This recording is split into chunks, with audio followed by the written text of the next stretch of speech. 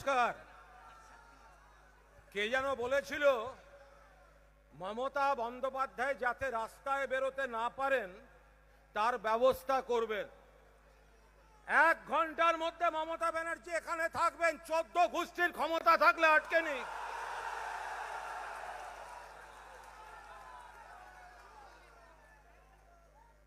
যদি ভেবে থাকে বিরোধী বলতে বিধানসভায় গলায় বকলেস পরানো একটা বালিশ চাটা ওই ভোডাফোনের হাত কুকুরকে পুষবে, তাতে বিরোধী কণ্ঠকে দমন করা যাবে না। এ রাজ্যের বিরোধী কণ্ঠ মমতা বন্দ্যোপাধ্যায়ের নেতৃত্বে চলবে। চলবে তো?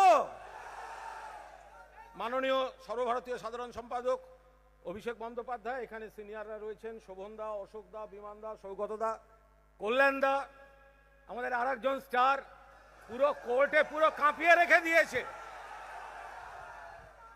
বৈশা থেকে শুরু করে মাননীয় বিধায়করা রয়েছেন, সিনিয়র নেত্রীরা রয়েছেন, এবং সবচেয়ে বড় কথা ছাত্রছাত্রীরা যারা আজকের আপনারাও রয়েছেন এবং আজ যারা এখানে ভাষণও দিলেন। মমতা বন্দ্যোপাধ্যায় বলেছিলেন 5টা জেনারেশন তৈরি করে দেখে যাব। আয় চাটনরা দেখে যা মমতা ব্যানার্জির ক্ষমতা। আয় গদ্দা দেখে যা মমতা ব্যানার্জির ক্ষমতা। আয় বিজেপি দেখে যা মমতা ব্যানার্জির ক্ষমতা। এখানে তো আমাদের হাত পা বাঁধা, 1,500 নিয়ে করতে হবে। আগের বার মানুষ চলে এসেছিলেন, আবার কোর্টে চলে গেছে। আরে তাতেও তো আমরা আইন মেনেও এই অবস্থা। আর ওপাশে যারা করছে, ভাই তোদের এসব করার কি দরকার? আমার পাড়ার মোড়ের রামমোহন হল বলে দিতাম 300 সিটে হয়ে যেত, তার মধ্যে 100 হচ্ছে পুলিশ। একটা কথা বলি শুনুন, ছাত্রছাত্রীরা তাদের কথা বলে গেছেন, মমতা দিও ছাত্র আন্দোলন থেকে উঠেছেন। ছাত্র সমাজের জন্য যা যা করার, নতুন কলেজ, ইউনিভার্সিটি, পরিকাঠামো মমতা ব্যানার্জি করেছেন।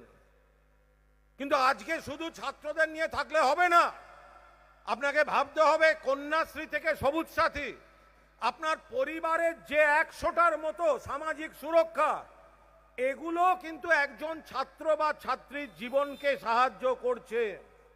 ফলে আমরা বেঈমান নই, আমরা অকৃতজ্ঞ নই। এখানে যে বিধায়করা বসে আছেন বা যারা আরো দূরে আছেন, আমরা পরিষ্কার বলছি, তৃণমূল কংগ্রেসের টিকিটে জিতে আজকে যদি মমতা বন্দ্যোপাধ্যায় ক্ষমতায় আসতেন, দিদি দিদি দিদি দিদি দিদি দিদি দিদি। অভিষেক একটু সেলফি হবে, সেলফি।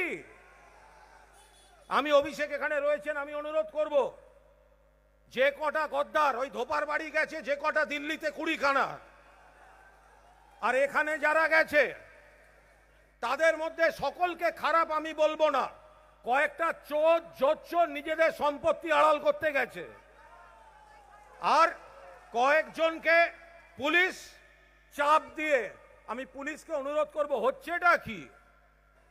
একের পর এক থানার ওসির কাছ থেকে খবর আসছে, আমাদের ছেলেদের ডেকে বলা হচ্ছে এই রাজনীতি করলে, মমতা ব্যানার্জির সঙ্গে থাকলে আপনাদের কেসের পর কেস দিয়ে দেব। করবেন না, আমরা আইন মেনে চলি, করবেন না।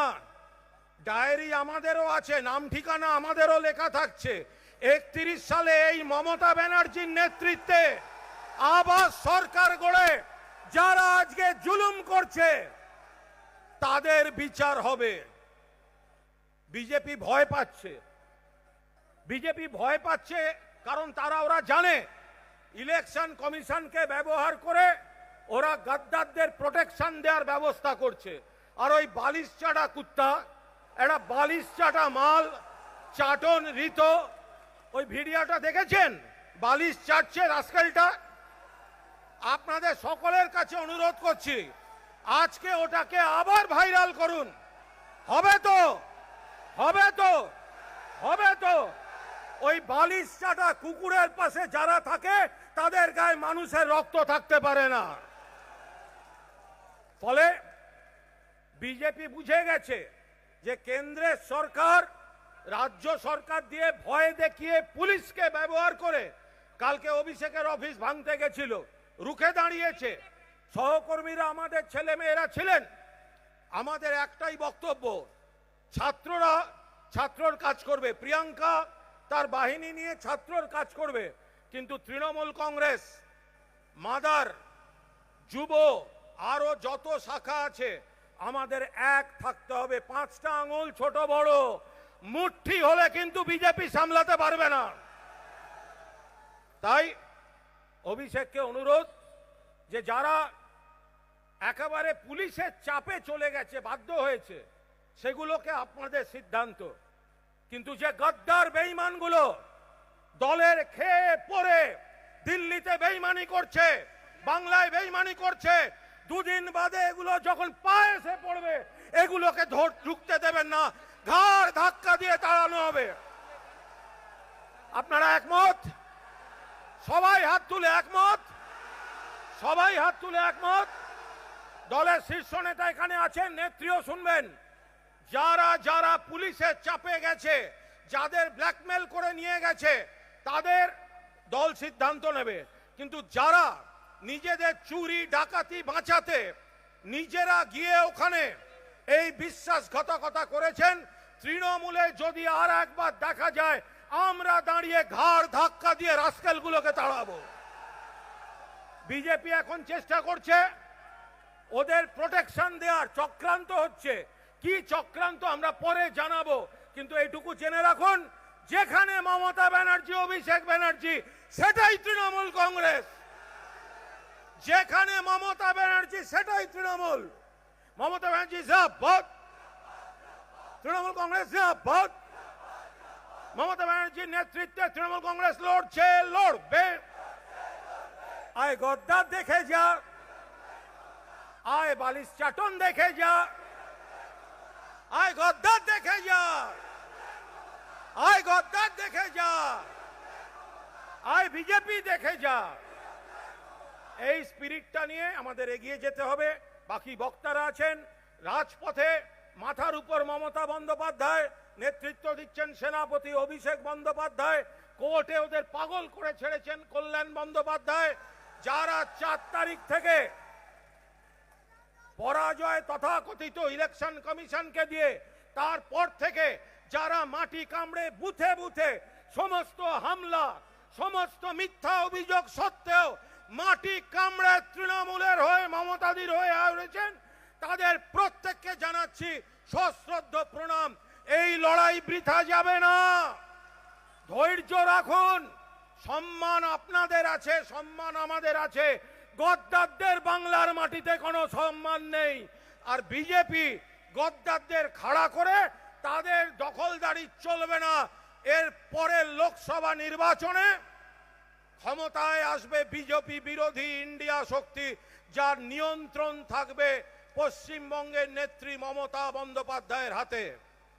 বিজেপি দিল্লির ক্ষমতা থেকে যাবে, সারা ভারতবর্ষের অবিজেপি ধর্মনিরপেক্ষ শক্তি আসবে।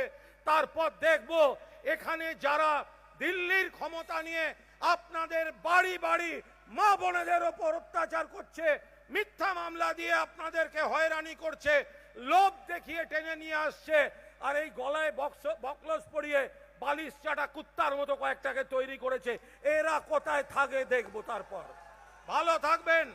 জয় হিন্দ, বন্দে মাতরম, জয় বাংলা। মমতা ব্যানার্জি জিন্দাবাদ, তৃণমূল কংগ্রেস জিন্দাবাদ।